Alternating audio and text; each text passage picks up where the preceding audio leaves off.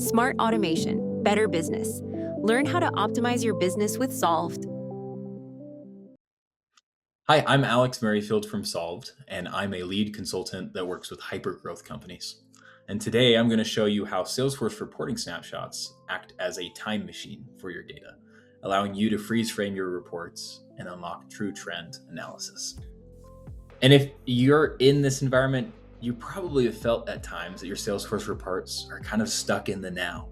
You can see exactly what your pipeline looks like today, or how many cases are open this second, but as soon as a record changes, that historical data is gone forever. And if you've ever been asked, how did our case backlog actually grow throughout the last month? Or what did the pipeline look like on the first of the quarter?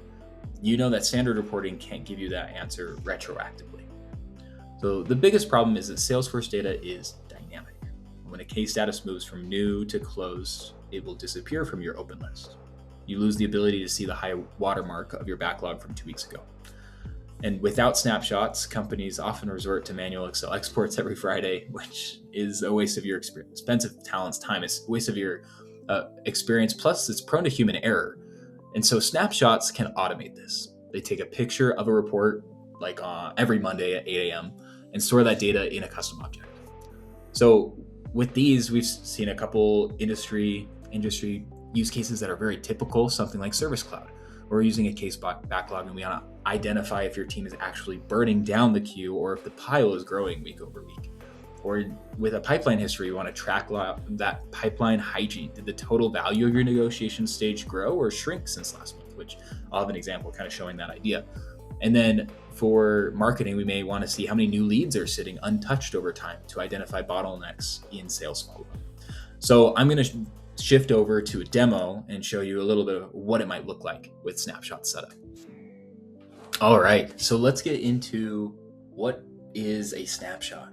And in Salesforce, this is something you can find a lot of information on, but we've found super valuable, especially when you're trying to get a day over day, a month over month, a year over year for different scenarios that are happening. One that I'm going to be showing you today is something pretty simple, but let's say we wanted to capture where the number of opportunities we had in each stage at the end of every month, or you could do this every day. One really big thing I want to call out is that you can technically report on whatever you want, but the high level concepts I'll go through in this video. So there's some understanding of how the architecture works, and then you can adjust it or even message on the video, and we can chat about it. Based off of this though, I typically drill down into just a record count. So when we're dealing with that, we're talking about no detailed rows. So down here in the bottom, you'll see there's the detailed rows section of this. Now, if we open this up, we'd get a lot more data. And so there may be a world where I do want to do that. But when we're dealing with large volumes of data, one thing to emphasize is that when we're doing a snapshot, every one of these rows will create a new record. So if I took a snapshot of this right now, I would get 4 records. And that can eventually pile up to a lot of data. Just as you would see a lot of account records, contact records, opportunities, you would see the same for the number of reports, reporting snapshot records. And so getting into this a little further, the report I built, very simple. I'm just grabbing everything from the last fiscal year. So you'll see I have a total of 6 opportunities. And based off of their close date, as in they had a close date of last year, which is not a great example, but something that's like, let's say we're trying to track stuff that's overdue. There are 1, 1, 2, and 2 based in these stages. So some of these probably need to get updated. So this is a good idea. Let's say if we wanted to clean up that way. So based off of this, I need to be able to capture the name of this report. I need to capture when I'm running this job. I need to capture the stage, and I need to capture the record count. So I've created a new object. You can create the object, you can name it however you'd like. I've named mine Opportunity Snapshot.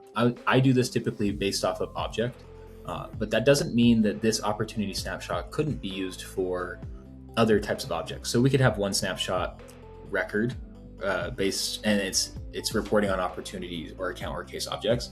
And this object could be a much broader name. Let's say we just call it snapshot or reporting snapshot object. So you're welcome to do that however you'd like. Based off of this though, the object itself is able to be reported on. I think that's usually a pretty important toggle to do when you are setting this up, just so you can report on your snapshots in the future. since reporting snapshots don't necessarily give you reports immediately. You have to go build those reports after they're acquired. So based off of this, fields and records in the record are going to be fairly straightforward. You can make these so they're exact match to match, but a lot of times we'll end up just using a text data type, just because let's say you're dealing with a pick list or a drop down. It's not going to be able to change between when it's in the report between then and when it gets to here. But if you're wanting to use similar filtering, or in the future when you're combining a bunch of snapshots together, you may want the data types to be the same. So some of these were automatically created. I made it an auto number just based off of the name of the snapshot and the owner. So these first 4 fields are pretty automatic.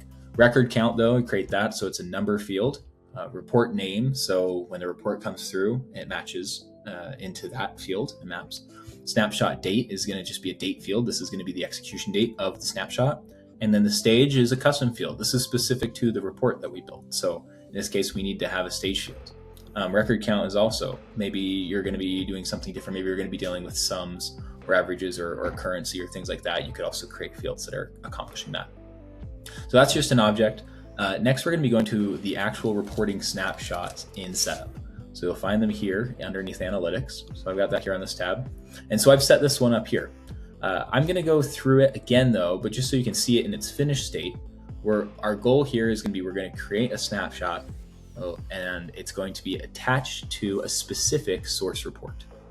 This source report is also going to be run by a specific user. So if you have integration users or something of that nature, you can decide how you want that to run.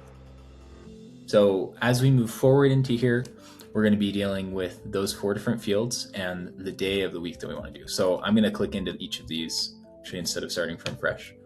I'll skip through there. So you've got the report can be here. We can have multiple, just so you can see a view here. You name it, you can pick the report that you want to use, and then the actual object. So in this case, opportunity snapshot that you're going to use. So let's jump back into this one that we've already configured. So these parts are done. We're going to go to the field mappings. This is important at times. Sometimes you can have, when you are grouping by columns, you can have multiple layers deep.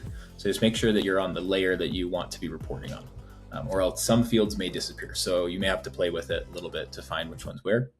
Then in here, we're going to be mapping opportunity by stage. This is the report on the left-hand side. We're going to be mapping it to the actual object there on the right-hand side. So we've got the record count field. We're going to map that to the record count number field. And you'll see, so because this is a number field and this is a number field, those are the only ones that show up. If we go to text though, we'll have a lot more options. So even the record count field could be mapped to the report name because it's text. So you'll see when you use text, it opens up things on the object itself and you can kind of push anything you want into there. Execution time is a date field, so snapshot date requires a date field, so those ones can map together. And then stage is a text field, so you'll see all those are open and we can map stage. So as a last note in here, you're going to be able to set the actual preferred start time. So I've set this one to run every weekday, starting today at 8 p.m. When you're dealing with this, your preferred times, it depends on your org, but typically you can, you can kind of do it 1 hour right before. They'll start locking down based off of your org's availability. But typically it's every hour you can schedule them. So if you want to be scheduling these, at midnight on the last day of the month, so the first day of the month, right at the very beginning, we snapshot, we grab that data and we collect it before anything can change, you can absolutely do that. And if you're running it every day, you can do something similar, running it every night, or maybe you run it after office hours or something of that nature. So based off of that, then you start collecting data. You start collecting records. So similar to how you would see a record of an opportunity, if we wanted to drill into one of these opportunities, we would also see a record like that. All right, thank you for watching. As you just saw, setting this up for a report could take less than 10 minutes, but the data it generates becomes more valuable every single day it runs. And you may want something more complicated, which is totally okay. So my advice, don't wait until you need the historical report to set this up. Snapshots are not retroactive. They only start building history once you flip the switch and you've configured it. So if you want to identify the highest ROI metrics to start tracking in your own org, or if you want to see how we're using AI and Agentforce to automate the analysis of these trends, reach out to us at Solved. We specialize in helping you turn this raw data into digital labor that grows your business. Thank you for watching, and go get those snapshots running.